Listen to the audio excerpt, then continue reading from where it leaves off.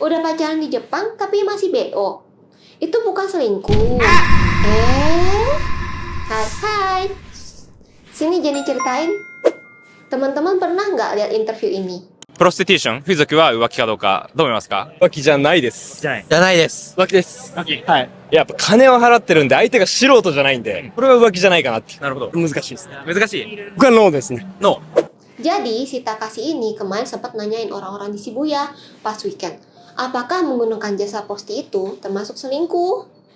Dan yang bikin rombolannya rame itu adalah banyak orang, baik yang cowok bahkan ceweknya, jawab kalau itu bukan selingkuh. Jadi, udah pacaran di Jepang tapi masih BO, itu bukan selingkuh. Kok bisa gitu ya? Apa gara-gara itu lagi di Shibuya malam-malam ya? Shibuya kan emang salah satu lokasi hiburan malam atau Red District terkenal di Jepang. Nah, tapi ada media dan kreator-kreator yang lainnya juga bikin interview dengan pertanyaan serupa di lokasi berbeda dan di siang hari pula.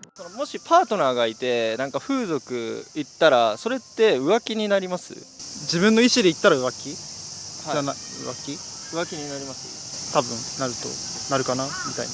浮気になると思います？気になります。なります。いや、浮気にはではないかなと。ここは多分それぞれの人の浮気の定義によるのかなとは思いますね。個人的には浮気に入るのかなとは思いますけどね。風俗って日本に必要だと思いますか？必要か必要じゃないかっていうところでいくと必要悪っていうところに入るのかなっていうところで、我々なんですかね、生物としてそういったなんですかね、営みというかそういったものは必要であるし、かつ営業さんとか営業のやり取りとして一環としてそういうところを使うっていうところとかもあると思う。 Dan jawabannya sama guys. Menurut anak muda sana, selama mereka tidak pakai rasa, itu tidak apa-apa. Dan bahkan cewek-cewek yang diinterview merasa kalau cowok mereka membayar jasa prosti itu lebih baik daripada cowok mereka ngobrol dengan cewek lain loh. Alamak, kalau aku di posisi itu sih bakal gitu. Banyak banget nih yang jadi bahas topik ini. Semuanya pada rame-rame kaget sama perspektif orang-orang Jepang itu. Tapi biar gimana pun mungkin itu sudah jadi bagian dari kultur modern mereka kali ya. Coba kita pahami dulu deh faktor-faktor yang bisa jadi pendukung pola pikir berbeda ini. Biar kitanya nggak terlalu judgmental. Sebelumnya kita harus tahu dulu nih, sebenarnya prosti itu masih legal kok guys di Jepang. Loh, terus kok bisa sih orang-orang sana terang-terangan terbuka soal prosti? Nah, jadi, hukum prosti di Jepang atau Prostitution Prevention Law Jepang itu memang melarang aktivitas jual beli seks komersil. Ditekankan secara spesifik pada tindakan berhubungan intim antara laki-laki dan perempuan. Namun, prosti itu udah jadi budaya Jepang sejak tahun 1600-an, yang dulu disebut sebagai oiran. Ditambah lagi, masyarakat modern Jepang juga lebih open-minded. Akhirnya, hukum ini malah jadi gray area yang bias. Dan banyak ditoleransi masyarakat bahkan aparat loh. Selama prosti itu bukan tindakan kriminal seperti membuat anak-anak di bawah umur jadi korban atau yang merugikan orang-orang, tindakan prosti masih bisa dimaklumi guys.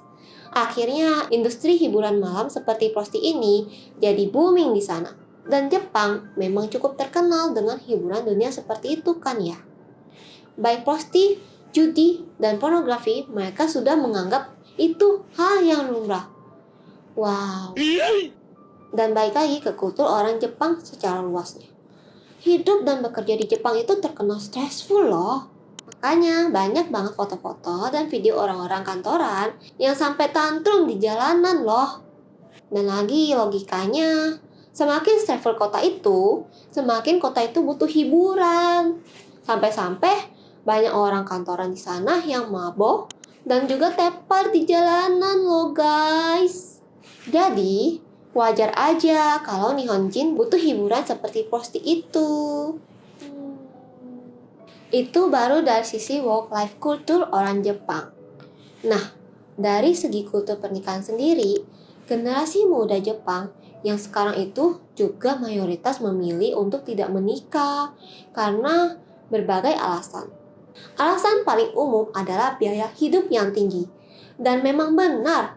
Bayangin aja, dikutip dari situs Nubeo soal cost of living di Jepang. Biaya hidup keluarga dengan anggota keluarga 4 orang itu bisa sampai 46 jutaan loh guys. Dan ini belum menghitung biaya tempat tinggal.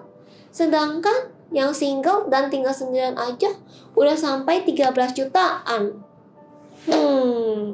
Padahal gaji rata-rata orang Jepang itu adalah 32.900.000-an loh guys.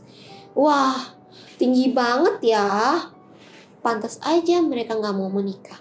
Dan bahkan berkeluarga meski di pressure orang tua. Tapi, meski begitu kebutuhan seksual mereka kan harus terpenuhi ya. Alhasil, ya udah deh, pasti bisa jadi alternatifnya. Nah, mungkin bagi orang Jepang ini belum menjadi isu ya. Tapi, imbas pilihan hidup pernikahan ini malah berujung ke isu depopulasi guys. Iya, masyarakat Jepang sekarang kekurangan anak-anak muda loh.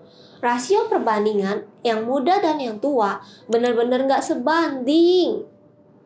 Dan masalahnya, paling dirasakan itu di daerah pedesaan rural yang jauh dari kota-kota besar kayak Tokyo dan lainnya. Di desa-desa Jepang banyak yang sekarang hanya ditinggali orang tua dan gak ada anak-anak mudanya sama sekali loh. Ini bisa mengancam kelangsungan desa itu. Bisa-bisa nanti desanya mati karena gak ada orang yang nerusin. Untuk menanggulangi masalah ini, pemerintah Jepang sampai-sampai mengeluarkan program insentif bagi keluarga Jepang yang mau pindah ke area pedesaan. Wah, seserius itu ya. Oke, kita lanjut lagi ke soal prosti dan budaya Jepang. Kalau aku boleh ngomong, menurut aku, orang-orang Jepang sekarang itu lebih independen dan toleran sama perspektif yang berbeda. Mungkin ini juga pengaruh medianya seperti anime, manga, J-pop, dan lain sebagainya yang bikin anak mudanya tuh punya pemikiran sendiri yang tidak bisa ngikutin pemikiran generasi sebelumnya.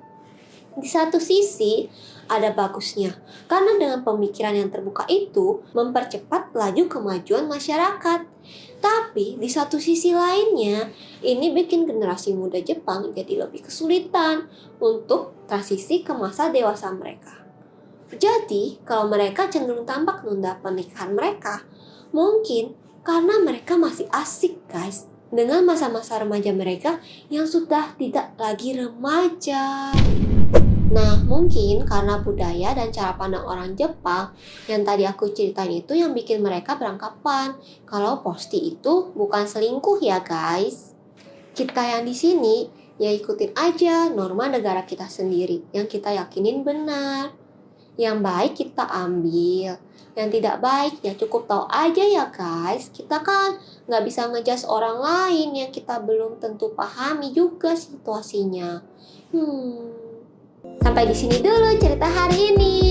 Kalau kalian gimana tanggapannya tentang hal ini? Coba share ya di kolom komen. Dan jangan lupa buat like, subscribe, dan juga nyalain bel notifikasinya ya guys, supaya Jenny bisa bawain lebih banyak topik obrolan sama kalian. Kalau kalian punya ide topik apa yang mau aku ceritain, aku siap loh buat dengerin. Dadah!